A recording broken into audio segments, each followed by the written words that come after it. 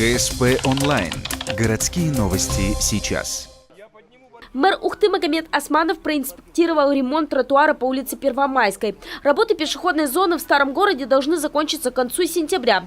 Только вот градоначальника увиденное не совсем устроило. Без эмоций не обошлось. А все потому, что бордюрный камень сделан вровень с асфальтовым покрытием, но почему-то ниже уровня грунта, пролегающего между проезжей частью и самим тротуаром. Говорю так, вот бордюр должен быть выше, чем вот этот грунт. Вот и все. Если этого не будет, любой дождь, вся эта грязь отсюда потекет сюда на асфальт, и будем мы здесь эту грязь потом изучать. Вызывает вопросы и тот факт, почему металлическое ограждение установили у края тротуара, а не у края проезжей части. Тем не менее, это хотя бы не вызывает лишних проблем, как высота газона, превышающая уровень пешеходной зоны.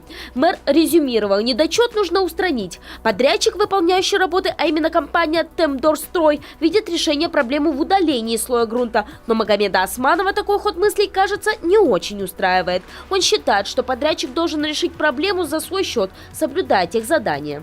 Когда появляется дополнительно, действительно, если они сейчас поднимут бордюры, там, или им надо будет, допустим, 5-7 сантиметров вложить асфальта, или они это щебенкой положат, это уже их не вопросы, там уже появятся дополнительные объемы, они нам придут. Если мы их согласуем, в пределах 10% от контракта мы можем, вот непредвиденные, если они нам докажут, что это нужно было, а не их ошибка, конечно, мы это примем. Если нет, ни копейки дополнительно не будет. Каким будет итог сотрудничества муниципалитета и подрядчика, увидим 30 сентября. Именно этой датой обозначено завершение работ. Кроме тротуара на Первомайской, в этот день также должны сдать территории на 30 лет Октября и проспекте Ленина.